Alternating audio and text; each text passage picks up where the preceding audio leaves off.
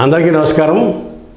తెలంగాణ రాష్ట్ర రాజకీయాల్లో అంతఃపుర రహస్యాలు రాజకీయాలు హాట్గా జరుగుతాయి. అంతఃపుర రహస్యాలు రాజకీయాలు ఏంటని మీరు అనుకోవచ్చు. అదే బీఆర్ఎస్ పార్టీ. బీఆర్ఎస్ పార్టీ అంతర్గత రాజకీయాలు ఎవరు?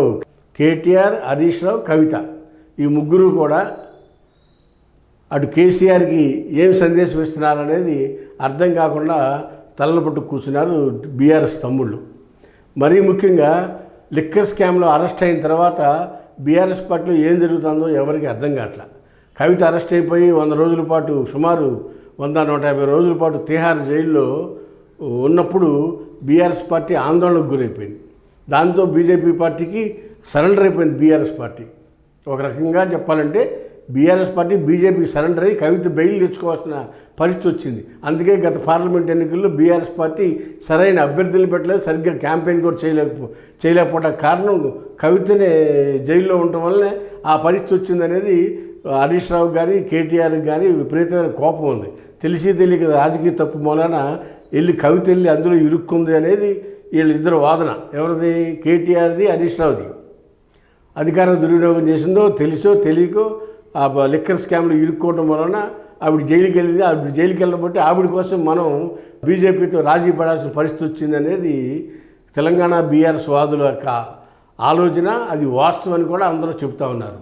దానివల్ల కవిత వలన బీఆర్ఎస్ పార్టీకి కూడా డ్యామేజ్ అయిపోయింది, చెప్పలేనంత డ్యామేజ్ అయింది. 36% ఉన్న ఓటింగ్ 16%కి పడిపోయింది. ఏది? అసెంబ్లీ ఎలక్షన్ 6 నెలల ముందు 36% ఓటింగ్ ఉంటే పార్లమెంట్ ఎలక్షన్ 6 నెలల తర్వాత అది 16%కి పడిపోయింది. ఎంతో డ్రాస్టిక్గా ఓటర్స్లో చేంజ్ వచ్చింది. అది బీజేపీ పుంజుకుంది అనూహ్యంగా. దానివల్ల బీజేపీ లబ్ధి కలిగింది. 8 సీట్లు వచ్చినాయి బీజేపీ పార్టీకి. ఇది బీఆర్ఎస్ పార్టీ వైఫల్యం, బీజేపీ పుంజుకోవటం గల చర్యగా రాజకీయ విశ్లేషకులు అభివర్ణించారు. అంతేకాకుండా బీఆర్ఎస్ కూడా ఒప్పుకున్నారు, బీఆర్ఎస్ నాయకులు కూడా. ఇలాంటి పరిస్థితుల్లో హరీష్ రావు మొన్న రజతోత్సవ సభలో, బీఆర్ఎస్ రజతోత్సవ సభలో హరీష్ రావుకి ప్రయారిటీ ఇవ్వలేదు.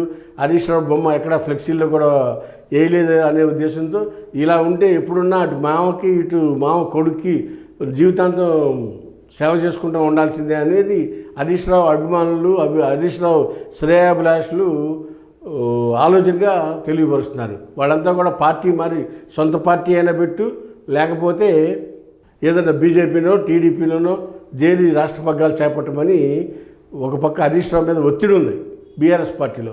అయితే అదేవిధంగా కవిత కూడా హరీష్ రావు కేటీఆర్ కలిసి కవితని అణగదొక్కేస్తున్నారు, కవితని ఎక్స్పోజ్ కానివ్వట్లేదు, కవితకి ప్రయారిటీ పార్టీలో లేకుండా చేయాలని చూస్తున్నారని చెప్పి అన్న మీదను బావ మీద కూడా ఇటీవల కాలంలో కవిత ఇరుచుకుపడినట్లుగా తన మనుషుల దగ్గర, మా అభిమానుల దగ్గర కూడా తను కూడా ఇదే విధంగా మాట్లాడినట్టు మనకు అందుతున్న సమాచారం. అయితే ఇటీవల జరిగిన ఒక ప్రెస్ మీట్లో కవిత పబ్లిక్గానే నన్ను సోషల్ మీడియాలో ఎవరు అన్పాపులర్ చేస్తున్నారో ఏంటో కూడా నాకు తెలుసు, వాళ్ళు ఇద్దరు కూడా చెప్పకుండానే చెప్పింది ఆవిడ. ఏమని?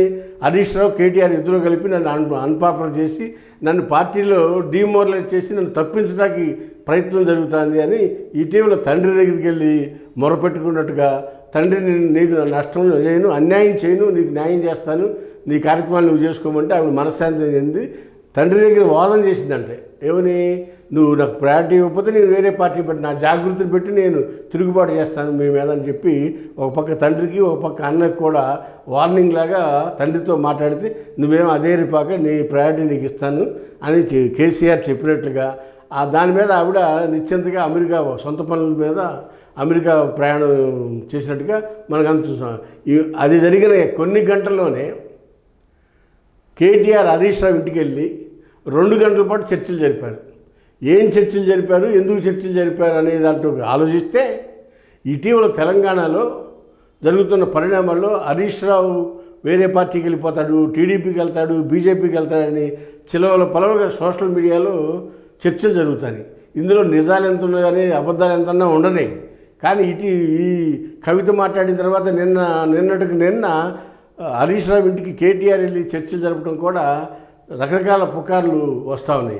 ఏంటి ఆ పుకార్లు అంటే, రాబోయే రోజుల్లో బీఆర్ఎస్ పార్టీ అధికారంలోకి వస్తే 2.5 సంవత్సరాలు నేను, 2.5 సంవత్సరాలు నువ్వు ముఖ్యమంత్రిగా ఉందాం బావా, నువ్వు నేను కలిసి పని చేసుకుందామని హరీష్ రావుతో కేటీఆర్ చెప్పినట్లుగా మనకు వినపడతా ఉన్నాయి.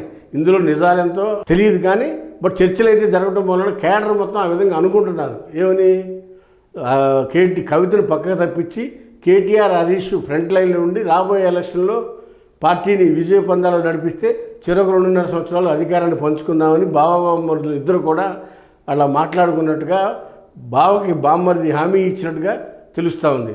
వేచి చూద్దాం తెలంగాణ రాజకీయాల్లో ఏం జరుగుతుందో. హాయ్ ఫ్రెండ్స్, మా ఫ్యూచర్ టుడే ఛానల్ చూస్తున్నందుకు చాలా థ్యాంక్స్. మరిన్ని లేటెస్ట్ వీడియోస్ కోసం వెంటనే సబ్స్క్రైబ్ చేయండి. అలాగే ఈ బెల్ని కూడా రింగ్ చేసేయండి. మా లేటెస్ట్ వీడియోస్ నోటిఫికేషన్స్ అన్నీ మీ మొబైల్లో వస్తాయి. మా వీడియోస్ మీకు నచ్చితే లైక్ చేయండి, షేర్ చేయండి, నచ్చకపోతే కామెంట్ చేయండి.